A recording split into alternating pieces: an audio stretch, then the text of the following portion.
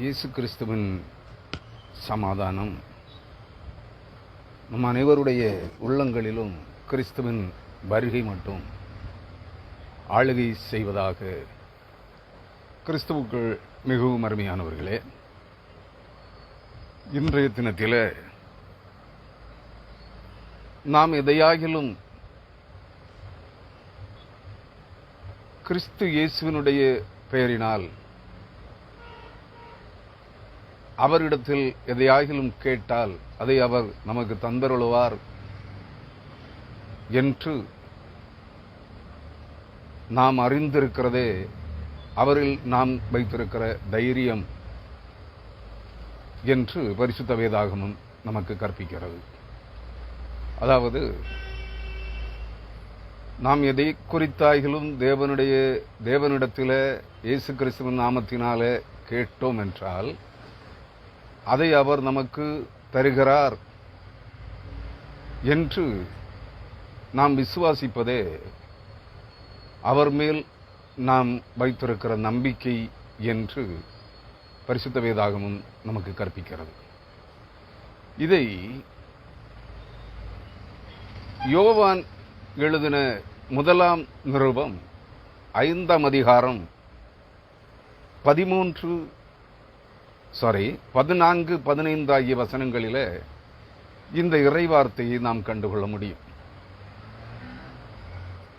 அவர் சொல்லுகிறார், நாம் எதையாகிலும் அவருடைய சித்தத்தின்படி கேட்டால் தேவன் நமக்கு செவி கொடுக்கிறார் என்பதே அவரை பற்றி நாம் கொண்டிருக்கிற தைரியம். நாம் எதை கேட்டாலும் அவர் நமக்கு செவி கொடுக்கிறார் என்று நாம் அறிந்திருந்தோமானால் அவரிடத்தில் நாம் கேட்டவைகளை பெற்றுக்கொண்டோம் என்றும் அறிந்திருக்கிறோம் என்று இந்த 2 வேத வாக்கியங்கள் சொல்லுகிறது. 1 யோவான் 5ஆம் அதிகாரம் 14-15 ஆகிய வசனங்கள். இதை தவறாக புரிந்து கொண்டிருக்கிற இன்றைய கிறிஸ்தவ உலகம், கிறிஸ்தவ போதகர்கள், கிறிஸ்தவ விசுவாசிகள் இந்த எதையாகிலும் என்கிற அந்த ஒரு வார்த்தையை வைத்துக்கொண்டு எதை வேண்டுமானாலும் கேட்கலாம். உலக ஆசாபாசங்களை, உல்லாச வாழ்க்கையை, ஆடம்பரங்களை, ஐஸ்வர்யங்களை, பணத்தை, செல்வத்தை, சுகத்தை கேட்கலாம், அவைகளை நாம் பெற்றுக்கொள்ளுவோம் என்று நம்பிக்கொண்டிருக்கிறார்கள். கிறிஸ்துவுக்குள் அருமையானவர்களே, அப்படியே கற்பிக்கவும் செய்கிறார்கள். அப்படியே அதை நடைமுறையில் செயல்படுத்தி பார்க்கவும் துணிகரம் கொள்ளுகிறார்கள். கர்த்தர் ஒருவனை அழித்துவிட வேண்டும், நாம் ஒருவரை அழித்துவிட வேண்டும் என்று விரும்பினால் அதை கர்த்தர் தருகிறார் என்று நம்பி, அதை நாம் கேட்கிறபடியே அவைகளை நமக்கு செய்கிறார் என்று நம்பி அவருக்கு துதி, அல்லேலூயா, ஸ்தோத்திரம் செலுத்துகிறவர்களாக நாம் மாறிக்கொண்டிருக்கிறோம். அதற்கு இன்றைய கள்ள போதக உலகம் என்ன சொல்லுகிறது? நீ எதை குறித்து தேவனிடத்தில் கேட்டுக்கொண்டாயோ அதை பெற்றுக்கொண்டாய் என்று விசுவாசி என்று அறிக்கை செய்ய சொல்கிறார்கள். அப்படியானால் இந்த வேதவசனம் இவைகளையா சுட்டிக்காட்டுகிறது என்று பார்த்தால் நிச்சயமாக இல்லை. இந்த வேதவசனம் அவைகளை குறித்து சுட்டிக்காட்டவே இல்லை. ஆனால் எதை குறித்து அந்த வேதவசனம் சுட்டிக்காட்டுகிறது என்றால் அதன் முந்தின வசனம் 1 யோவான் 5ஆம் அதிகாரம் 13ஆம் வசனம் சுட்டிக்காட்டுகிற ஒரு உண்மையை இவர்கள் புறக்கணித்து தள்ளிவிடுகிறார்கள். அதை அவர்கள் எடுத்துக்கொள்வதே இல்லை. அது வேதத்தை போதிக்கிற கள்ள போதகர்களானாலும் சரி, ஆசீர்வாத பிரசங்கிகளானாலும் சரி, ஆசீர்வாத செழிப்பின் ஐஸ்வர்ய போதனைகளை கொடுத்து கொண்டிருக்கிற ஆசீர்வாத பிரசங்கிகளானாலும் சரி, செழிப்பின் ஐஸ்வர்ய பிரசங்கிகளானாலும் சரி, அதை உள்வாங்குகிற கிறிஸ்தவ பக்தி வேட விசுவாசிகளானாலும் சரி, வேத வசனம் என்ன சொல்லுகிறது என்று அறியாத இன்றைய முட்டாள் கிறிஸ்தவ கூட்டமானாலும் சரி. கிறிஸ்துவுக்குள் அருமையானவர்களே, அந்த வேத வசனத்தை நான் வாசிக்கிறேன், கேளுங்கள். 1 யோவான் 5ஆம் அதிகாரம் 13ஆம் வசனம். உங்களுக்கு நித்திய ஜீவன் உண்டென்று நீங்கள் அறியவும் தேவகுமாரனுடைய நாமத்தின் மேல் நீங்கள் விசுவாசமாய் இருந்தால் தேவகுமாரனுடைய ஒரு முறை கூட வாசிக்கிறேன். வசனம் வார்த்தைகள் சற்று இடம்பெயர்கிறது. உங்களுக்கு நித்திய ஜீவன் உண்டென்று நீங்கள் அறியவும் தேவகுமாரனுடைய நாமத்தின் மேல் நீங்கள் விசுவாசமாய் இருக்கவும், தேவகுமாரனுடைய நாமத்தின் மேல் விசுவாசமாய் இருக்கிற உங்களுக்கு இவைகளை எழுதியிருக்கிறேன். எதை குறித்து எழுதுகிறாராம்? உங்களுக்கு நித்திய ஜீவன் உண்டென்று நீங்கள் அறியும்படிக்கும். நன்றாக புரிந்து கொள்ளுங்கள். நீங்கள் எதை குறித்து தேவனிடத்தில் கேட்டால், எவைகளை குறித்து தேவனிடத்தில் கேட்டால், கிறிஸ்துவின் மேல் நம்பிக்கை உள்ளவர்களாய் தேவனிடத்தில் எவைகளை குறித்து கேட்டால் அதை அவர்களுக்கு தருவாராம். தேவனாகிய இயேசு கிறிஸ்து, தேவகுமாரனாகிய இயேசு கிறிஸ்துவின் மேல் விசுவாசத்தோடு எதை குறித்து, அதாவது நித்திய ஜீவன் அவரிடத்தில் இருக்கிறது, நமக்குரிய நித்திய ஜீவனை நாம் அவரிடத்தில் கேட்டால் அதை தேவகுமாரன் சர்வ நிச்சயமாக அதை நமக்கு தருவார் என்கிற விசுவாசம் நமக்கு உண்டாயிருக்க வேண்டும் என்று சொல்லுகிறார். பணத்தை கேட்ட தருவான் இந்த வசனம் சொல்லுதா? இல்லவே இல்லை. இவைகளெல்லாம் உனக்கு அந்த ஆசீர்வாதங்களோடு கூட கொடுக்கப்படுமே தவிர, பணம், பொருள், செல்வம், அந்தஸ்து, உலக மேன்மைகள், வாழ்வுக்கு தேவையான அனைத்தும், மானிட வாழ்வுக்கு தேவையான அனைத்தும் இந்த நித்திய ஜீவனோடு கூட உனக்கு கொடுக்கப்படும் என்பதுதான் வாக்குத்தத்தம். இயேசு கிறிஸ்து அதைத்தான் சொல்லுவார், கேளுங்கள் அப்பொழுது உங்களுக்கு கொடுக்கப்படும், தட்டுங்கள் உங்களுக்கு திறக்கப்படும், தேடுங்கள் அப்பொழுது கண்டடைவீர்கள். என்ன செய்யணுமா? எதை தேட வேண்டும், எதை தட்ட வேண்டும், எதை கேட்க வேண்டும்? பரலோக ராஜ்ய வாழ்வை, நித்திய ஜீவனை நாம் தேட வேண்டும். நன்றாக புரிந்து கொள்ளுங்கள். இந்த கள்ள உலகம், கள்ள கோதக உலகம், கள்ள கிறிஸ்தவ உலகம் போதிக்கிறவைகள் அல்ல. பணம், பொருள், இன்பம், செல்வாக்கு, அந்தஸ்து, ஆடம்பரம், உல்லாசம் நிறைந்த வாழ்க்கை அல்ல. நித்திய ஜீவன் உண்டென்று நீ விசுவாசிக்க வேண்டும். இந்த மானிட வாழ்வு மட்டுமல்ல, மானிட சரீரம் மரித்த பின்பு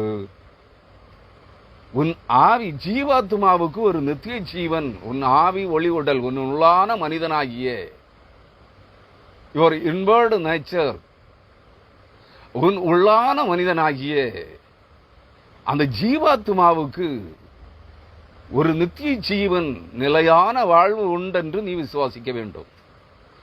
அதை நீ தேட வேண்டும்.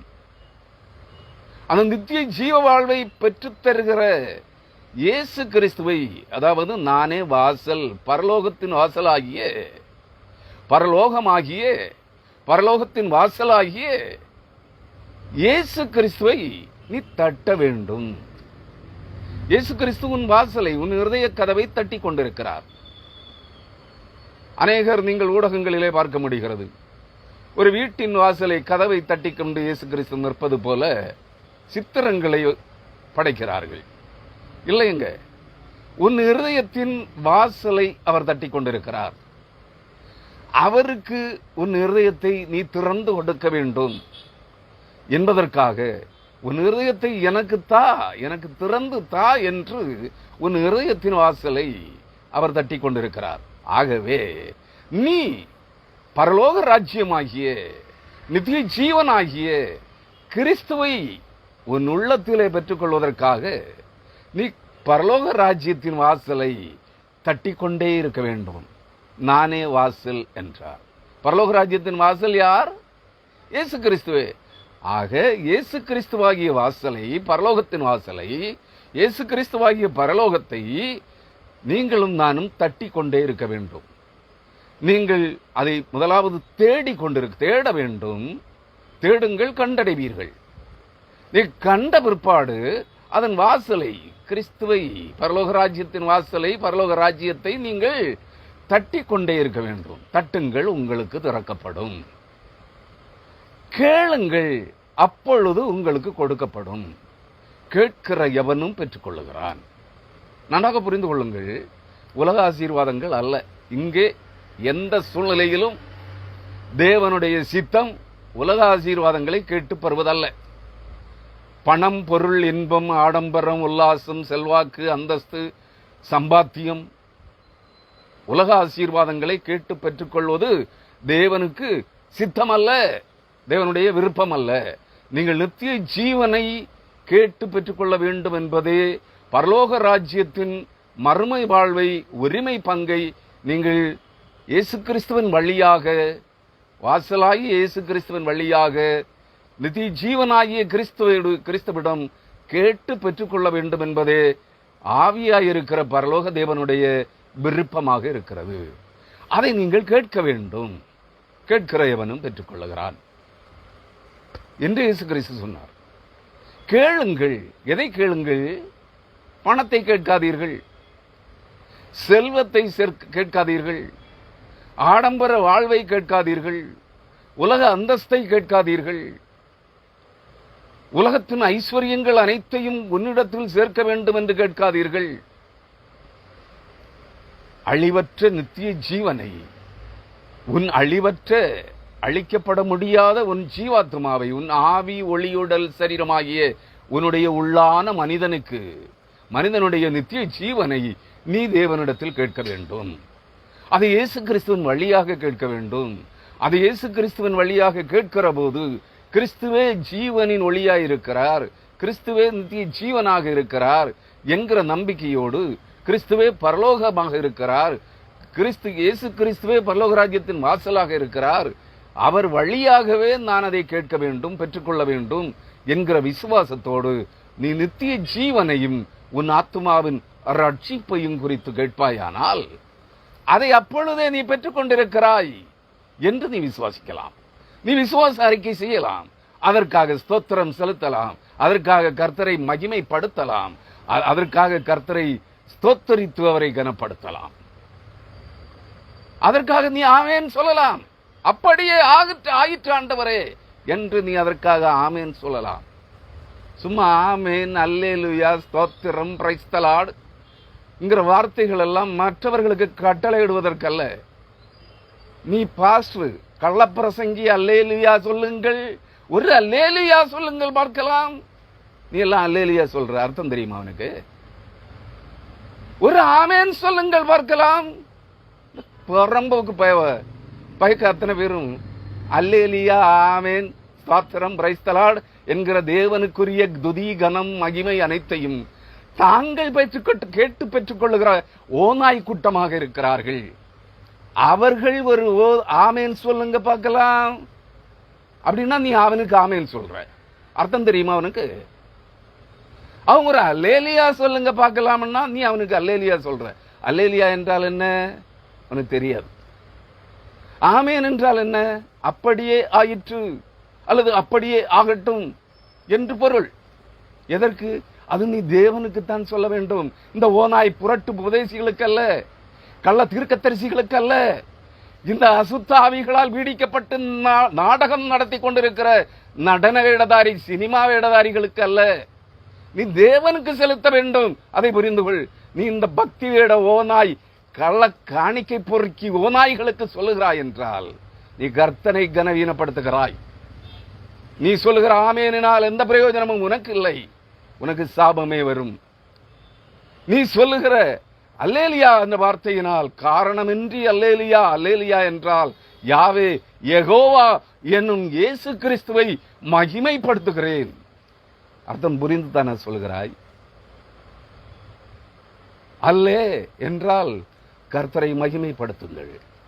யார் அந்த கர்த்தர்? அல்லேலூயா, யாவே யெகோவா என்கிற கர்த்தராகிய இயேசு கிறிஸ்துவை நான் மகிமைப்படுத்துகிறேன். அல்லேலியா சொல்லுகிறாய் என்றால் நீ அதன் பொருள் என்ன என்று அறிந்து கர்த்தருக்கு கர்த்தருடைய நாமத்திற்கு, கர்த்தருடைய பெயருக்கு, அவருடைய நாமம் யாவே யெகோவா என்னும் இயேசு கிறிஸ்து. அந்த இயேசு கிறிஸ்துவின் பெயருக்கு நீ துதி செலுத்த வேண்டும். இந்த கள்ளவனாய் காணிக்கை பொறுக்கி கள்ள பிரசங்கிகளுக்கு அல்ல. அதை புரிந்து கொள். ஸ்தோத்திரம், கர்த்தரை துதிக்கிறாய். ஸ்தோத்திரம், ஸ்தோத்திரம் என்று சொல்லுகிறாய் என்றால் கர்த்தருக்கு சொல்.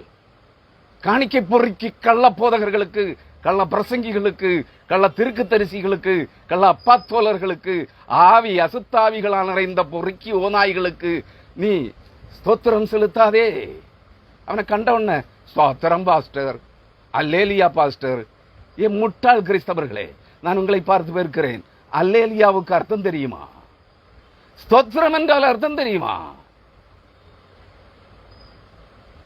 பிரைஸ் தி லார்ட் என்றால் அர்த்தம் தெரியுமா? கர்த்தரை துதியுங்கள் என்ற அர்த்தம். ஸ்தோத்திரம் என்றால் கர்த்தரை பணிந்து குனிந்து நமஸ்கரியுங்கள் என்ற அர்த்தம்.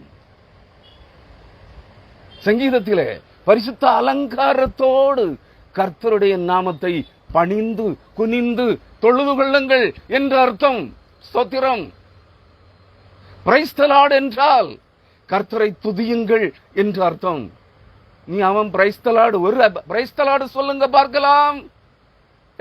இந்த குருட்டு ஓநாய் கூட்டமே, குருட்டு ஆட்டு மந்தையே, பிரியன் பாம்பு, குருடும் செவிடுமான பிரியன் பாம்பு குட்டிகளே, இந்த கள்ள காணிக்கை பொறுக்கி ஓநாய்களுக்கு நீ பிரைஸ் தி லார்ட் சொல்லுகிறாய்.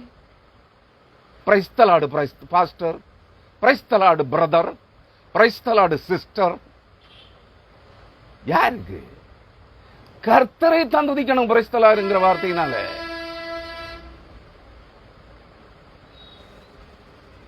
நீ பாஸ்டர் காணிக்க பொறுக்கி இந்த ஓநாய் அசுத்தாவிகளால் நிறைந்து குத்தாட்டம் போடுகிற இந்த ஓநாய் குறி சொல்லுகிற கள்ள காணிக்கை பொறுக்கிகளுக்கு பிரைஸ் தி லார்ட் சொல்லுகிறாய், ஸ்தோத்திரம் சொல்லுகிறாய், அல்லேலியா சொல்லுகிறாய், ஆமென் சொல்லுகிறாய். உனக்கு அர்த்தம் தெரியுமா? வேத வசனத்திற்கு பொருள் தெரியும். ஒரு வசனம் எதை குறித்து, ஏன், எதற்காக, எதை குறித்து சொல்லுகிறது என்று உனக்கு தெரியுமா? தெரியாது. இங்கே அதுபோல நாம் எதை கிறிஸ்துவின் நாமத்திலே விசுவாசத்தோடு தேவனிடத்தில் கேட்டாலும் அதை அவர் நமக்கு தருகிறார் என்று விசுவாசிக்க வேண்டும். எதை கேட்க வேண்டும் என்பதிலே தெளிவு இருக்கிறதா அவனுக்கு?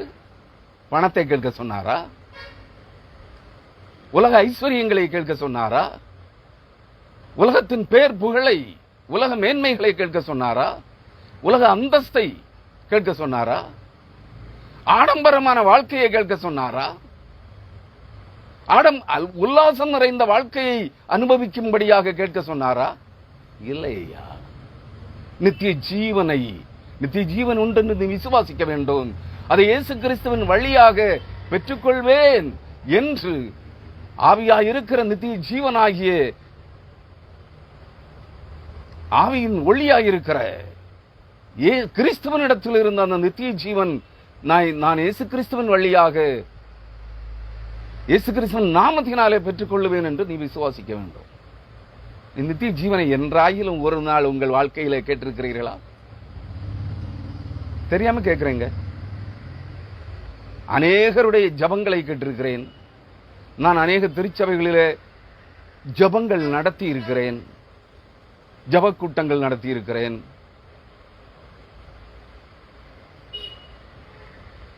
முழு இரவு ஜபங்கள் நடத்தி இருக்கிறேன், உபவாச ஜபங்கள் நடத்தி இருக்கிறேன்.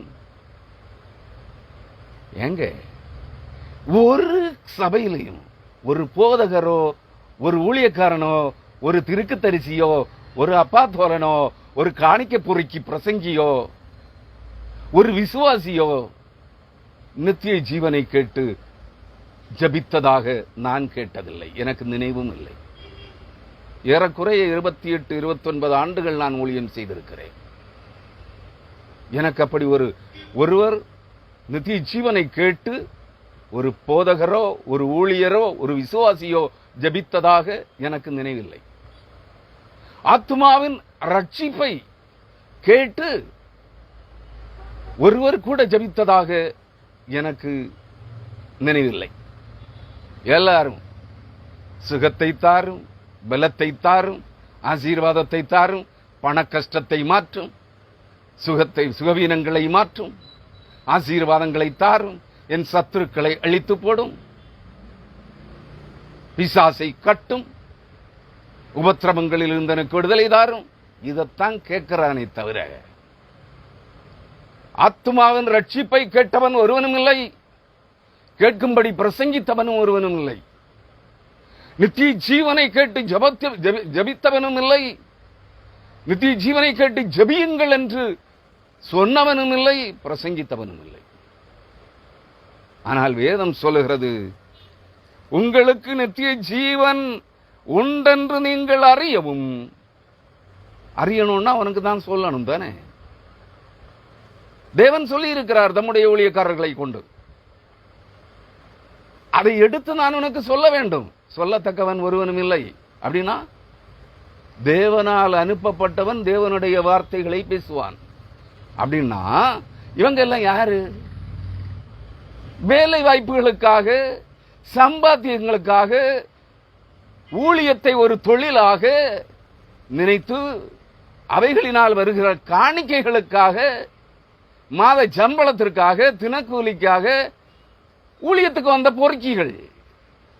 இவர்கள் தேவனுக்காக ஊழியம் செய்தவர்கள் அல்ல. நித்திய ஜீவன் உண்டென்று உன்னை அறிய செய்யும்படி அதை இயேசு கிறிஸ்துவின் நாமத்தினாலே நித்திய ஜீவனாகிய கிறிஸ்துவிடம் இருந்து பெற்றுக்கொள்ள வேண்டும் என்று உனக்கு கற்பிப்பதற்கோ போதிப்பதற்கோ அவர்கள் வரவில்லை. அதை பெற்றுக்கொள்ள வேண்டும் என்றால் நீ பழைய பாவங்களை விட்டு விலகி மனம் திரும்பி ஆத்தும ரட்சிப்பையும் பாவ மன்னிப்பையும் பெற வேண்டும் என்று உனக்கு அடிப்படை சத்தியத்தை, வேதவசன சத்தியத்தை கற்பிப்பதற்காக இந்த பொறுக்கி, காணிக்கை பொறுக்கி ஓநாய்கள் வரவில்லை. சம்பாத்திய தொழிலுக்காக வந்தார்கள், வேலை வாய்ப்புக்காக வந்தார்கள். தங்கள் சுய விருப்பத்தின்படி இவர்களை தேவன் தெரிந்து கொள்ளவில்லை, இவர்களை தேவன் அழைக்கவில்லை, இவர்களை தேவன் அனுப்பவில்லை. தேவனால் தெரிந்து கொள்ளப்பட்டவனும் தேவனால் அதற்கு ஏற்படுத்தப்பட்டவனுமே ஊழியக்காரனும் அப்போஸ்தலனும் தீர்க்கதரிசியுமாயிருக்கிறான். ஏனெனில் இவர்கள் அந்தி கிறிஸ்துவின் ஊழியக்காரர்கள், சாத்தானுடைய ஊழியக்காரர்கள். தேவன் இவர்களை அறியவும் இல்லை, இவர்களை அனுப்பவும் இல்லை, இவர்களை தெரிந்து கொள்ளவும் இல்லை, இவர்கள் வாயிலே தம்முடைய வார்த்தைகளை போடவும் இல்லை.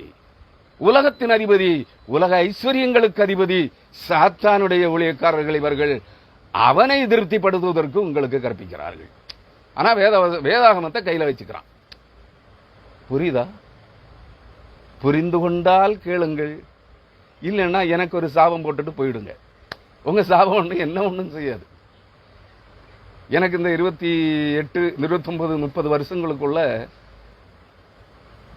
லட்சக்கணக்கான சாபங்கள் என் தலையின் மேல் விழுந்திருக்கிறது. விசுவாசி மட்டும் இல்லை, அநேக ஊழியக்காரர்கள், அநேக பிரசங்கியார்கள், அநேக பிரபல தீர்க்கதரிசிகள், அப்பா தோழர்கள் எல்லாம் என்ன சாபப்பட்டிருக்கான்.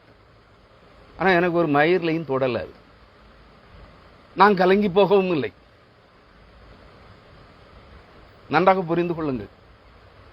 நீங்கள் தெரிந்து கொள்ள வேண்டியது, கற்றுக்கொள்ள வேண்டியது, நித்திய ஜீவன் உங்களுக்கு உண்டு. அது நித்திய ஜீவனாகிய கிறிஸ்துவுக்குள் இருக்கிறது. அதை இயேசு கிறிஸ்துவின் வழியாகத்தான், இயேசு கிறிஸ்துவின் வாயிலாகத்தான் நீங்கள் பிதாவாகிய தேவனிடத்திலிருந்து பெற்றுக்கொள்ள வேண்டும் என்பதை சுட்டி காட்டுவது என் கடமையாயிருக்கிறது. யோவான் நற்செய்தி நூல் 3ஆம் அதிகாரம் 36ஆம் வசனம் சொல்கிறது. யோவான் எழுதின நற்செய்தி நூல்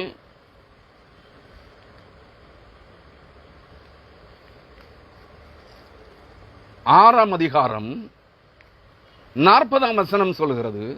நான் 3:36 பிற்பாடு வாசிக்கிறேன்.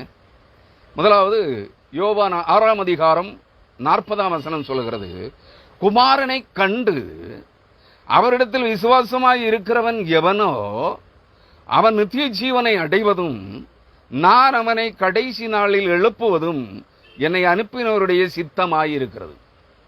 பிதாவாகிய தேவனுடைய சித்தம் என்னவாம், விருப்பம் என்னவாம், உன் பேரில் நீ குமாரனாகிய இயேசு கிறிஸ்துவை, தேவனால் அனுப்பப்பட்டவராகிய ஆண்டவரும் இரட்சகருமாகிய இயேசு கிறிஸ்துவை கண்டு. அவர் எப்படி இருக்கிறார்? உன்னுடைய நித்திய ஜீவனின் ஒளியாக இருக்கிறார். தேவனை அறிகிற அறிவின் ஒளியாகிய ஜீவனாய் இருக்கிறார். ஆவியாய் இருக்கிற தேவனாய் இருக்கிறார். பரிசுத்த ஆவியானவராக இருக்கிறார். அவரை நீ காண வேண்டும். எப்படி? அவர் ஒருவராலும் ஒரு காலம் காணப்படக்கூடாதவர். மாம்சத்தில் இருந்த 3.5 ஆண்டுகளில் அநேகர் கண்டார்கள். அவர் மரித்து உயிர்த்தெழுந்து சென்ற பின்பு அவரை கண்டவன் ஒருவனும் இல்லை, காண முடியாது. அவர் நீ நித்திய ஜீவனை அடைவதற்கு தேவனை அறிகிற அறிவாகிய ஒளியை உனக்குள்ளே தருகிறவராக, ஆவி ஒளி உடலாக ஆவியாய் இருக்கிற, ஜீவனின் ஒளியாய் இருக்கிற, ஆவியாய் இருக்கிற தேவனாய் இருக்கிறார். நீ ஒளியைத்தான் காண முடியும். அந்த ஒளி அறிவு.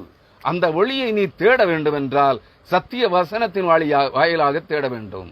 ஆவியாயும் ஜீவனாயும் ஒளியாயும் இருக்கிற, உலகத்திற்கு ஒளியாயிருக்கிற சத்திய வார்த்தையினும் வேத சத்திய வசனங்களினும் வார்த்தையாகிய கிறிஸ்துவை நீ ஜீவனின் அறிவாகிய ஒளியாக காண வேண்டும். கண்டாயா? அப்படி கண்டால்தான் குமாரனை ஜீவ ஒளியாக நீ கண்டு, உன் ஜீவனின் ஒளியாக, உன்னை பிரகாசிப்பிக்கிற ஒளியாக நீ அவரை கண்டு அவரிடத்தில் விசுவாசமாய் இருந்தால், இருக்கிறவன் எவனோ அவன் நித்திய ஜீவனை அடைவதும் நான் அவனை கடைசி நாளில் எழுப்புவதும் என்னை அனுப்பினவருடைய சித்தமாயிருக்கிறது என்று இயேசு கிறிஸ்து சொல்லுகிறார். புரியுதா? அதான் அவருடைய விருப்பம். நீ உலகத்தில் ஐஸ்வர்யவானாக, உலக செல்வந்தனாக, உலக கோடீஸ்வரனாக, கிறிஸ்துவுக்கு ஊழியம் செய்வதன் காரணமாக நீ உலக கோடீஸ்வரனாக மாற வேண்டும் என்பது அல்ல அவருடைய விருப்பம். அதை தெரிந்து கொள்ள வேண்டும். நீ மற்றவர்களை குணமாக்க வேண்டும் என்பதல்ல அவருடைய விருப்பம். நீ மற்றவர்களுக்கு பிசாசு விரட்டுகிறவனாக உன்னை காண்பிக்க வேண்டும் என்பதல்ல அவருடைய விருப்பம். நீ முதலாவது உன் இருதயத்தில், உன் உள்ளான இருதயத்தில், ஆவி ஆத்மா சரீரத்தில் குணப்பட வேண்டும். உன்னை குணமாக்க வேண்டும் என்பது அவருடைய விருப்பம். நீ மற்றவர்களை குணமாக்க வேண்டும் என்பதல்ல. நீ குணமாகி இருந்தால், நீ உன் ஆவி ஆத்மா சரீரத்திலே குணப்பட்டவனாக இருந்தால் நீ மற்றவர்களை குணப்படுத்துவாய். நீயே குணப்படலையே, நீயே காணிக்க பொறுக்கியா இருக்கிறியே. நீ பொய்யின் பிள்ளையாக பொய்களை பேசுகிறவனாக இருக்கிறாயே. வேத வசனத்தை விட்டு உன்னுடைய அனுபவங்களை பேசுகிறவனாக இருக்கிறாயே. கட்டுக்கதைகளை பேசுகிறவனாக இருக்கிறாயே. நீ எப்படி ஒரு ஆத்மாவை குணப்படுத்த முடியும்? ரட்சிப்புக்குள்ளாக நடத்த முடியும்? முடியாது. யோவான் 3ஆம் அதிகாரம் 36ஆம் வசனம் அது என்ன சொல்கிறது? குமாரனிடத்தில் விசுவாசமாய் இருக்கிறவன். குமாரன் யார்? இயேசு கிறிஸ்து, தேவனுடைய குமாரன். குமாரனிடத்தில் விசுவாசமாய் இருக்கிறவன் நித்திய ஜீவனை உடையவனாய் இருக்கிறான். நீ விசுவாசியா இருக்கிறாயா? நீ யாரை விசுவாசிக்கிறாய்? தெரியாம கேட்கிறேன். அன்பான கிறிஸ்தவனை, என்னை கேட்கிறவர்களே, என்னுடைய செய்தியை கேட்கிறவர்களே, என்னுடைய பதிவுகளை பார்க்கிறவர்களே, நீங்கள் யாரை விசுவாசிக்கிறீர்கள்? ஊழியக்காரனையா? ஆவிகளையா? பரிசுத்தாவி என்று வேஷம்படுகிற அந்நிய அசுத்தாவிகளையா? அவைகளை கொண்டு உங்களை நடத்துகிற கள்ள தீர்க்கதரிசிகளையா? கள்ள அப்பாத்தோலர்களையா? கள்ள ஊழியக்காரர்களாயா? காணிக்கை பொறுக்கி காணிக்கைகளுக்காக ஊழியம் செய்கிற, சம்பாத்தியங்களுக்காக ஊழியம் செய்கிற, உங்களை அவர்கள் உலக கோடீஸ்வரர்களாகும்படியாய் உங்களை கோடீஸ்வரர்களாக மாற்றுகிறோம் என்று சொல்லி உன்னுடைய பேல்ஸ்ல திறந்து பார் 10,000 ரூபாய் இருக்கும் அல்லது 1,00,000 ரூபாய் இருக்கும்னு சொல்ற இந்த பொறுக்கி ஓநாய்களையா? நீ யாரை விசுவாசிக்கிறாய்? அவர்கள் பேசுகிற வசீகரமான வார்த்தைகளையா? கவர்ச்சியான பொய்களையா? நீ எதை விசுவாசிக்கிறாய்? சத்தியவசனங்களையா? சத்தியவசனமாகிய இயேசு கிறிஸ்துவையா? சத்தியவசனமாகிய இயேசு கிறிஸ்து, தேவனுடைய குமாரனாகிய இயேசு கிறிஸ்துவையா? யாரை விசுவாசிக்கிறாய்? இங்கே சொல்லுகிறார், குமாரனிடத்தில் விசுவாசம் உள்ளவனாய் இருக்கிறவன் நித்திய ஜீவனை உடையவனாய் இருக்கிறான். நீ சத்தியவசனமாகிய இயேசு கிறிஸ்துவின் மேல், அவரே ஜீவனுள்ள தேவனுடைய குமாரன் என்று, அவரே பரிசுத்த ஆவியாயிருக்கிற கர்த்தர் என்று நீ விசுவாசித்தால், அவரிடத்தில் உன்னுடைய ஜீவன் மறைந்திருக்கிறது என்று நீ விசுவாசித்தால் நித்திய ஜீவனை பெறுவாய். நீ நித்திய ஜீவனை பெறுவாய்.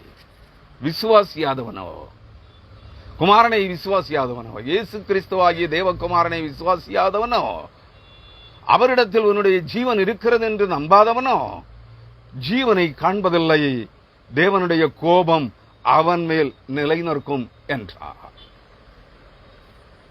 புரியுதுங்களா? நீங்க போடுற சாபம் எல்லாம் என்ன ஒண்ணும் பண்ணாது. நன்றாக புரிந்து கொள்ளுங்கள். உங்கள் மேல் எவன் கர்த்தருடைய வார்த்தைகளை பிரசங்கிக்கிறவனுக்கு விரோதமாய், அவன் ஆவி பெற்றவனாயிருந்தாலும் சரி, குத்தாட்டம் போடுறவனாயிருந்தாலும் சரி, கள்ள தீர்க்கதரிசியா இருந்தாலும் சரி, பல லட்சம் பல கோடி பேர்களுக்கு ஆவிக்குரிய அப்பனாயிருந்தாலும் சரி, ஆவிக்குறுகிய அப்பனாக இருந்தாலும் சரி, அவன் போடுகிற சாபம் என் தலை மயிரையும் தொடாது. அதெல்லாம் எண்ணப்பட்டிருக்கிறது தேவனுடைய கரத்திலே. அவர் அறியாமல் என் தலையில் இருந்து ஒரு மயிர் கூட கிளவளாது. நீங்கள் போடுகிற அவர்கள் போடுகிற சாபங்கள் அவர்களுக்கு தேவனுடைய கோபமாக மாறி அவர்கள் மேல் நிலை நிற்கும். இன்னும் ஒரு வசனத்தை கூட யோவான் நற்செய்தி நூலிலிருந்து உங்களுக்கு காண்பிக்கிறேன்.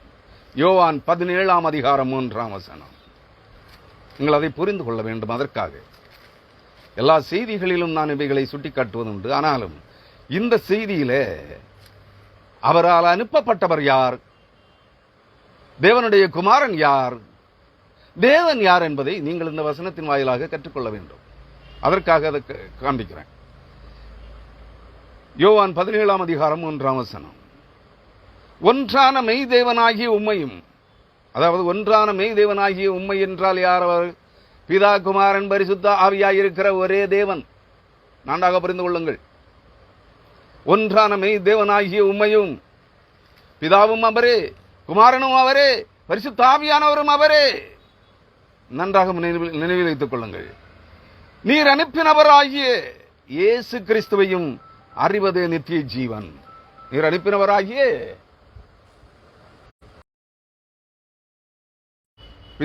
பிதாவும் ஒருவரே, பிதாவும் குமாரனும் பரிசுத்தாவியும் ஒருவராக இருக்கிறார்கள். பிதாவும் அவரே, குமாரனும் அவரே, பரிசுத்தாவியும் அவரே. மூவரும் ஒருவராக இருக்கிற தேவனாகிய கர்த்தரே இங்கே இயேசு கிறிஸ்துவாகவும் அனுப்பப்பட்டு வந்திருக்கிறார். நீர் அனுப்பினவராகிய இயேசு கிறிஸ்துவையும் அறிவதே நித்திய ஜீவன் என்பதை விசுவாசிக்கிறவன் நித்திய ஜீவனை பெறுவான். விசுவாசிக்கிறாயா? அந்த விசுவாசம் உனக்கு இருக்கிறதா? அப்படியானா நீ காணிக்கை பொறுக்கி கள்ள போதக கள்ள ஊழியக்கார ஓநாய்களுக்கு, உங்கள் ஆத்துமாக்களை காணிக்கைகளுக்காக வேட்டையாடுகிற இந்த ஓநாய்களுக்கு நீ அல்லேலியா சொல்ல மாட்டாய். ஓநாய்களை பார்த்து அவர்கள் செய்வதற்கெல்லாம் நீ ஆமேன் என்று சொல்ல மாட்டாய்.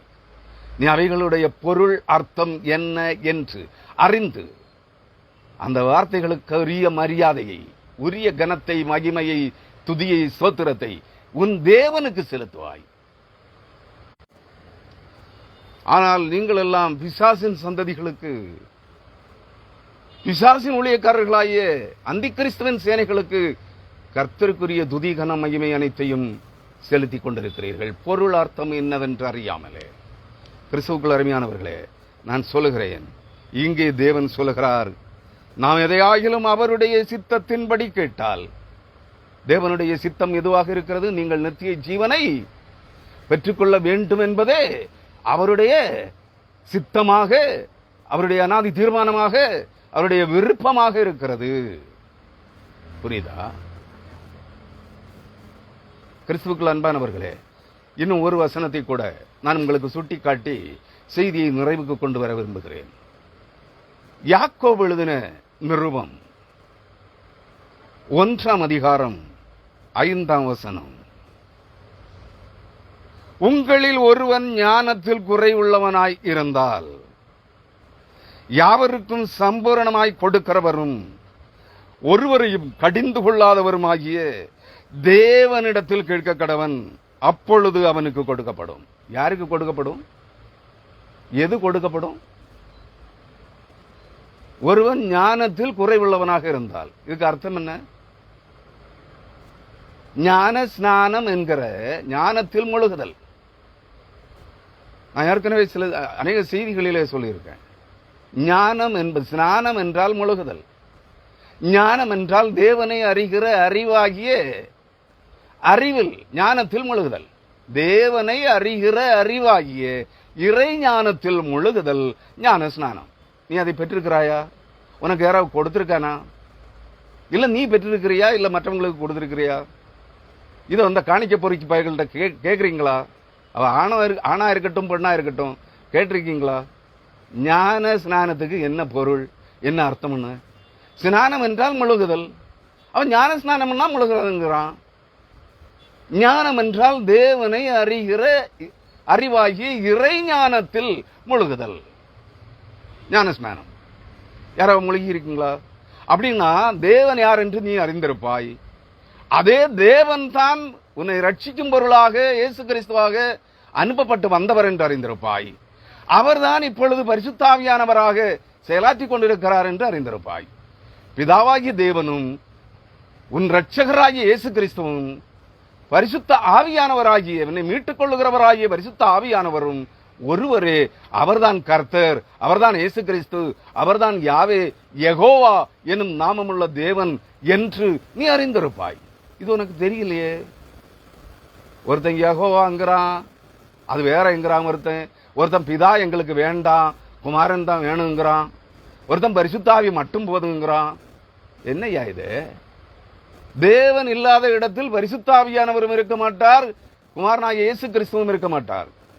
ஆனால் பரிசுத்தாவியானவர் எங்கேயோ அங்கே பிதாவும் இருப்பார், இயேசு கிறிஸ்துவும் இருப்பார். ஆனால் அதற்கும் அதிகமாக இயேசு கிறிஸ்து, குமாரனாகிய இயேசு கிறிஸ்து எங்கேயோ, உயிர்த்தெழுந்த இயேசு கிறிஸ்து எங்கேயோ அங்கே பிதாவாகிய தேவனும் பரிசுத்த ஆவியானவராகிய தேவனும் குமாரனில் இயேசு கிறிஸ்துவாகிய உயிர்த்தெழுந்த இயேசு கிறிஸ்துவில் ஒன்றாக இருப்பார்கள். இதை நீ அறிந்திருக்க வேண்டும். நீ அறிந்திருந்தால் ஞான ஸ்நானம் பெற்றிருப்பாய். இறை ஞானம் அல்லது ஞானம் என்றால் என்ன என்று உனக்கு பொருள் புரிந்திருக்கும். ஞானம் என்பது, ஞானத்தில் இங்கே சொல்லுகிறார், உங்களில் ஒருவன் ஞானத்தில், தேவனை அறிகிற அறிவாகிய இறை ஞானத்தில் குறைவுள்ளவனாக இருந்தால் யாவருக்கும் சம்பூரணமாய் கொடுக்கிறவரும் ஒருவரையும் கடிந்து கொள்ளாதவருமாகிய தேவனிடத்தில் கேட்க கடவன். நீ எதை கேட்கணும்? உனக்கு நித்திய ஜீவனை தருகிறவராகிய, உன்னை நித்திய ஜீவனை பெற்றுக் கொள்வதற்காக ரட்சிப்புக்கு என்று தெரிந்து கொள்ளப்பட்டவராகிய ஜீவனாகிய உன் ஜீவனாகிய கிறிஸ்துவை, ஆவியாயிருக்கிற கிறிஸ்துவை, உன் பிதாவாகிய தேவனாகிய கிறிஸ்துவை நீ அறிந்திருக்க வேண்டும். நீ அறிந்திருந்தால் உனக்கு நித்திய ஜீவன் உண்டு. புரியுதா? இதை கற்றுக்கொள்ளாத கிறிஸ்தவனே, ஏன் இந்த காணிக்கை பொறுக்கிகளிடத்தில் அற்புதம், அதிசயம், ஆசீர்வாதம், குத்தாட்டம், நடனம், அந்நிய பாஷை, இவனுக்கு வசனமும் புரியாது, வசனத்துக்கு அர்த்தமும் தெரியாது. இவர்களுக்கு வசனத்துக்கு அர்த்தமும் தெரியாது. ஆனா அந்நிய பாஷை மட்டும், அர்த்தம் புரியாத, பொருள் விளங்காத அந்நிய பாஷைகளை பேச மட்டும் தெரியும். ஏன்னா அது வரமும் அல்ல. இவர்கள் வரம் பெற்றவர்கள் என்கிறார்கள். ஆவிக்குரிய பரிசுத்தாவியானவருடைய நற்கனிகளாகிய பரிசுத்த ஆவியினுடைய நற்பண்புகள், பரிசுத்தாவியானவருடைய கிருபை வரங்கள். முதலாவது வரம் ஞானத்தை போதிக்கிற வரம். ஒருத்தனிட்ட இல்லையே, எல்லாம் ஆவி பெற்றவன், வரம் பெற்றவன். எல்லாரும் வரம் பெற்றவர்கள். கேவலமா இருக்கையா? வழியோரங்களிலே கிடக்கிற அசுத்தங்களை, செத்த எலிகளை, நாற்றம் எடுக்கிற அருவருப்புகளை கண்டு காரை உமிழ்வது போல் இருக்கிறது. இந்த வரம் பெற்ற போக்கிரிகளை காண்கிற போது, அவர்களை பின்தொடர்கிற லட்சோப லட்சம் இந்த முட்டாள் கிறிஸ்தவர்களை காண்கிற போது அருவருப்பை மிதித்தது போல் காரி உமிழ வேண்டும் என்று இருக்கிறது. அதனால தான் துப்புறேன். ஐயா, துப்புற மாதிரி பாசாங்கு காட்டுறேன். துப்பல, தூண்டு சொல்றேன்னா துப்பல. அது அந்த சப்தம் மட்டுமே. அருவருப்பானதை காண்கிற போது காரி துப்புகிறாயே, அதுபோல் தோன்றுகிறதையா?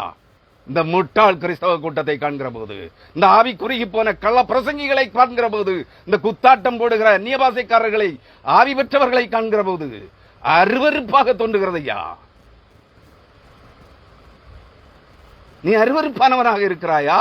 அசுத்தமானவனாக இருக்க விரும்புகிறாயா? உன்னை பரிசுத்தமாக்குகிற கிறிஸ்துவின் ரத்தத்தால் கழுவப்படுகிறவனாக இருக்கிறாயா? நித்திய ஜீவனை பெற்றுக் கொள்ளும்படியாய் தெரிந்து கொள்ளப்பட்டவனாக இருக்கிறாயா? அதை கேட்டு பெற்றுக் கொள்ளுகிற கிறிஸ்தவ விசுவாசியாக இருக்கிறாயா?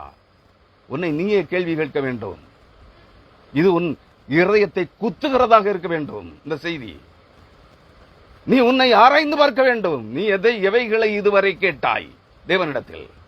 அல்லது காணிக்கை கொடுத்து 1000, 5000 ரூபாய் காணிக்கை கொடுத்து கண்ட ஓநாய்களின் கைகளை உன் தலையின் மேல் வைத்து அவர்களிடத்தில் ஜெபிக்க கேட்டாயே? முட்டாள் கிறிஸ்தவனே, நீ உணர வேண்டும், நீ சிந்திக்க வேண்டும். எதற்காக அவனிடத்தில் போனாய்? நித்திய ஜீவனை பெறுவதற்காகவா? ஆத்மாவிலே ரட்சிப்பை பெறுவதற்காகவா?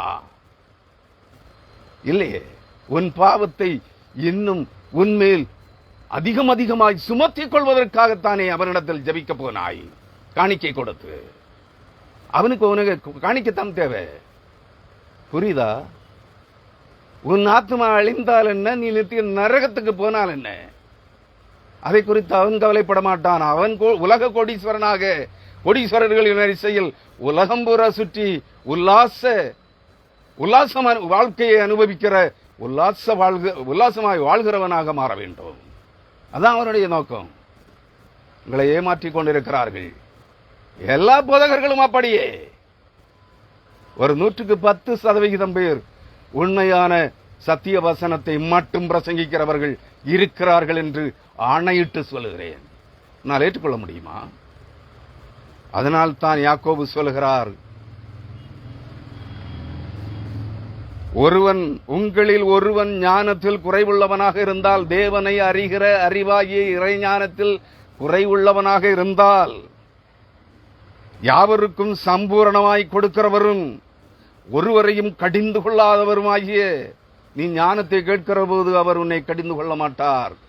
நீ நித்திய ஜீவனை கேட்கிற போது அவர் உன்னை கடிந்து கொள்ள மாட்டார். உன் ஆத்மாவின் ரட்சிப்பை, உன் மரணக்கட்டிலிருந்து உன்னை விடுதலையாக்க வேண்டும் என்று நீ கேட்கிற போது உன்னை கடிந்து கொள்ள மாட்டார். அந்த சமாரிய பெண், கானானிய பெண், தன் வியாதியா இருக்கிற குழந்தை சுகப்படுவதற்காக இயேசு கிறிஸ்துவினிடத்தில் கேட்டாள். அவர் அவளை முதலாவது கடிந்து கொண்டார், அவருடைய விசுவாசத்தை சோதிக்கும்படியாக. பிள்ளைகளுடைய அப்பத்தை எடுத்து நாய்களுக்கு போடுகிறது உசிதமல்ல. நான் நாய்களுக்கு விழுந்து போன ஜனக்கூட்டத்திற்கு, நாய்களுக்கொப்பான செத்த தேவர்களுடைய சந்ததிகளுக்கு ரட்சிப்பை கொடுப்பதற்காக வரவில்லை. நித்திய ஜீவனை நாய்களுக்கு கொடுப்பதற்கு வரவில்லை, தெரிந்து கொள்ளப்பட்ட இறைமக்களுக்கு கொடுக்க வந்திருக்கிறேன் என்று சொன்னார். அவள் மீண்டும் கேட்டாள், தன்னை நாய் என்று. சீரோபெனிக்கேயா தேசத்து கானானிய பெண். அவள் திரும்ப திரும்ப கேட்டாள், ஆண்டவரே, மேஜைக்கு கீழ் இருக்கிற நாய்கள் மேஜையிலிருந்து விழுகிற அப்ப துணிக்கைகளை, எச்சிலை தின்னுமே, அதற்கொப்பாக எண்ணி என் மகளை குணப்படுத்தும் என்று கேட்டாள். அவளுடைய விசுவாசம் பெரியதாக இருந்தது. என் மகளை குணப்படுத்தும், என் பிள்ளையை குணப்படுத்தும், என் பிள்ளையை ரட்சியும், அதுக்கு நித்திய ஜீவனை தாரும் என்று கேட்டாள். கொடுத்தார். புரியுதா? நீ என்ன கேட்கிற? அறிந்துதான் கேட்கிறாயா உலக ஆசீர்வாதங்களை? நீ மறிக்கிற போது நீ சம்பாதித்து வைத்திருக்கிற எந்த ஆசீர்வாதத்தையும், உலக ஆசீர்வாதங்களை நீ கொண்டு போக மாட்டாய். எதை கேட்கிறாய்? சாலமோன் அரசன் கேட்டான், உனக்கு என்ன வேண்டும் கேள் என்று கேட்டபோது, ஆண்டவரே, நீர் என் கையில் தந்திருக்கிற, ஒப்புவித்திருக்கிற இந்த மகாபெரும் ஜனக்கூட்டத்தை ஆளுகை செய்வதற்குரிய ஞானத்தை தாரும் என்று கேட்டான். அவர் மகிழ்ந்தார். ஏன்? அவருடைய சித்தம் அதுவாக இருந்தது. ஒரு சிறுவனாகிய சாலமோனுடைய கையில சமஸ்த 12 இஸ்ரவேலின் கோத்திர ஜனங்களை, லேவியர் உட்பட 13 கோத்திரத்து ஜனங்களை ஆளுகை செய்யும்படியாக அதிகாரத்தை சாலமனுடைய கையிலே ஒப்படைத்த போது அவர் அவனை சோதித்து பார்த்தார். நீ என்ன கேட்கப் போகிறான் பார்ப்போம் என்று. அவன் கேட்டான், ஆண்டவரே, இந்த பெரிய ஜனத்தை ஆளுகை செய்வதற்குரிய ஞானத்தை எனக்கு தாரும் என்று. அவர் மகிழ்ந்தார். அவன் கேட்டதை அவனுக்கு கொடுத்தார். சாலமனை பார்க்கிலும் வேறொரு ஞானி அவனுக்கு முன்பு இருந்ததும் இல்லை, அவனுக்கு பின்பு இருக்க போவதும் இல்லை. ஆனால் அவன் அந்த ஞானத்தினாலே நீதிமொழிகளை எழுதினான், பிரசங்கியின் புஸ்தகத்தை எழுதினான், இன்னும் அநேகவற்றை அவன் எழுதியிருக்கிறான். சாலமோனின் ஞானம் என்று ஒரு புத்தகம் இருக்கிறது. வேதாகமத்திலே அது இல்லை, கத்தோலிக்க வேதாகமத்திலே இருக்கிறது. கிறிஸ்துவுக்குள் அருமையானவர்களே, ஆனால் அவன் கேளாத ஐஸ்வர்யத்தையும் அவனுக்கு கொடுத்தார். அதான் கேளுங்கள் உங்களுக்கு கொடுக்கப்படும். ஞானத்தை கேள், ஆசீர்வாதத்தை கேட்காதே. நித்திய ஜீவனை கேள், ஆசீர்வாதத்தை கேட்காதே. ஆத்மாவின் ரட்சிப்பை, ஆத்மா குணப்படுதலை கேள். ஆத்மா குணப்படுதல் தான் ரட்சிப்பு. ரட்சிப்பை கேள், தருவார். நித்திய ஜீவனை கேள், தருவார். பரலோக உரிமை பங்கை கேள், தருவார். ஆசீர்வாதத்தை ஒரு காலம் கேட்காதே. ஞானத்தை கேள், தேவனை அறிகிற அறிவாகி இறைஞானத்தை கேள். அறிவை கேள், புத்தியை கேள், தருவார். கடிந்து கொள்ள மாட்டார். வேற நீ எதை கேட்டாலும் பெற்றுக்கொள்வதற்குரிய தகுதி உனக்கு இருக்கிறதா என்று உன்னை சோதனைக்கு உள்ளாக்குவார். அதை மனதில் வைத்துக் கொள். சோதனைகள் தானாக வரவில்லை. நீ உன் அபிலாசைகளினால் அது வேண்டும், இது வேண்டும், கண்டதெல்லாம் வேண்டும், கேட்டதெல்லாம் வேண்டும், உலகம் வேண்டும், உலகத்தில் உள்ளவைகள் எல்லாம் வேண்டும் என்று நீ கேட்கிறாயே, ஒப்பாரி வைத்து கேட்கிறாயே, அதனால் தான் உனக்கு அநேக சோதனைகள் வருகிறது. அவர் உன்னை சோதனைக்கு உள்ளாக்குவார். இவைகளில் எதையாகிலும் இவன் பெற்றுக்கொள்வதற்கு தகுதி உள்ளவன் தானா என்று உன்னை சோதிப்பார். ஆனால் அவர் கற்றுத்தந்த ஜபத்திலே சொன்னார், நீர் எங்களை சோதனைக்கு உட்படாதபடிக்கு எங்களை தப்புவித்து, சோதனைகளுக்கு எங்களை தப்புவித்து காத்துக்கொள்ளும் என்று விண்ணப்பம் பண்ண சொன்னார். ஆனால் நீ பணத்தை கேட்கிறாய், பொருளை கேட்கிறாய், பெண்ணை கேட்கிறாய், சொத்தை கேட்கிறாய், உலக ஐஸ்வர்யத்தை கேட்கிறாய், உலக ஆடம்பரங்களை கேட்கிறாய். அவர் உன்னை சோதனைக்கு உட்படுத்துகிறார். சோதனைக்காரனாகிய சாத்தானுடைய கையிலே உன்னை ஒப்புக் கொடுக்கிறார். புரியுதா?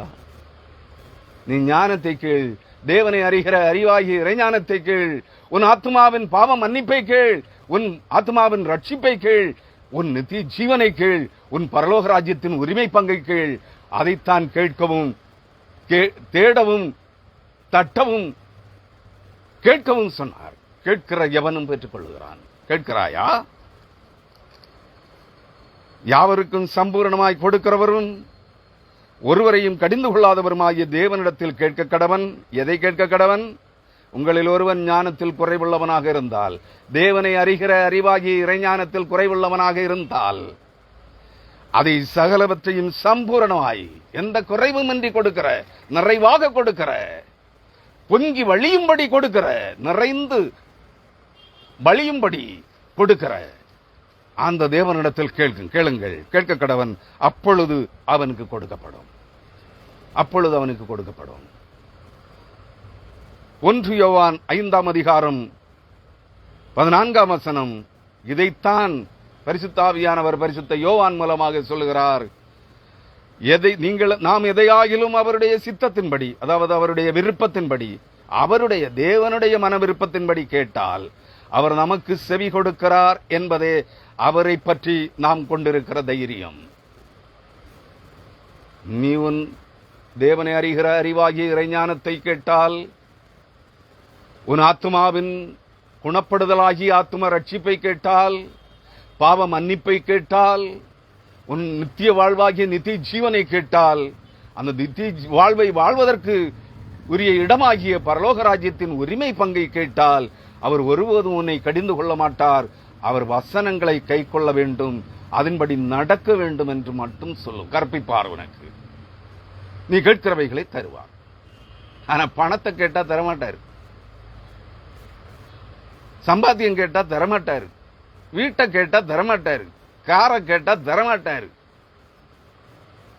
ஆடம்பரமா ஒரு நாள் 25 லட்சம் ரூபாய் வாடகை கொடுத்து ஆடம்பரமா உல்லாசமா லாட்ஜில கனடாவில் வாழணும்னு கேட்டா தரமாட்டாரு.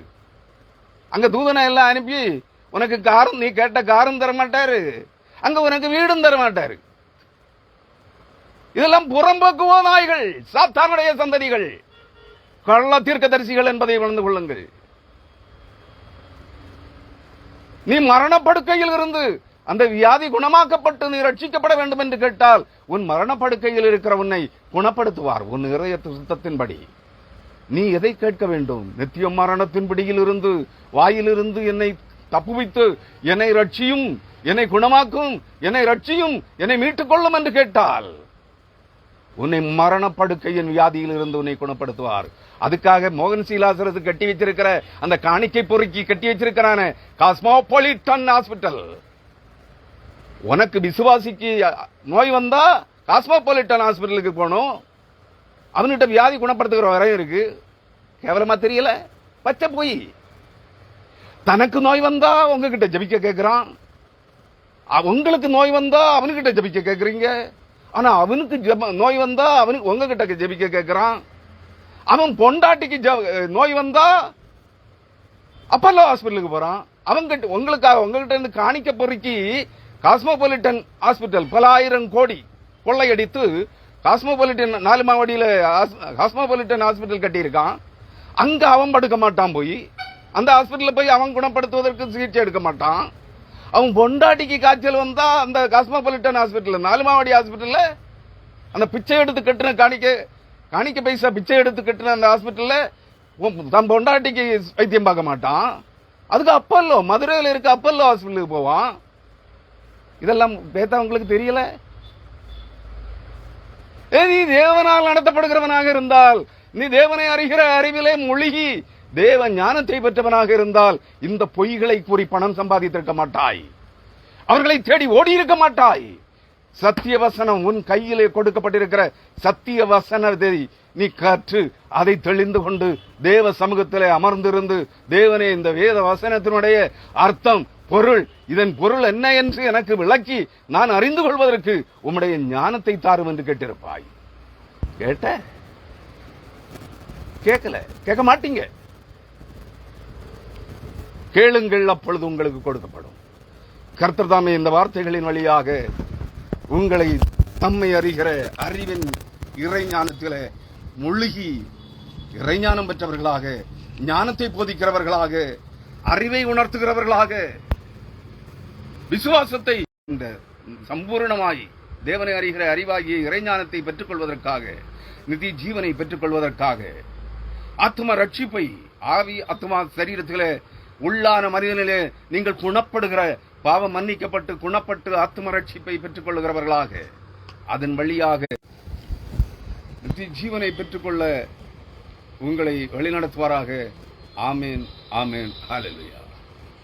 வேறொரு செய்தியோடு இந்த வாரத்தின் இடைநாளிலே உங்களை சந்திக்கிறேன். அதுவரை இந்த வார்த்தைகள் ஆவியாயும் ஜீவனாயும் இருபுறம் கருக்குள்ள பட்டயமாயும் மலைகளை கடினமான பாறைகளை போன்ற உங்கள் இருதயங்களை அடித்து நொறுக்குகிற சம்மட்டிகளாயும் உங்கள் இருதயங்களிலே செயலாக்கம் பெறுவதற்காக கர்த்தரை வேண்டி இந்த செய்தியை நான் நிறைவுக்கு கொண்டு வருகிறேன். ஆமேன், ஹல்லேலூயா. கர்த்தருடைய பரிசுத்த நாமத்திற்கு மகிமை உண்டாகட்டும். ஆமேன்.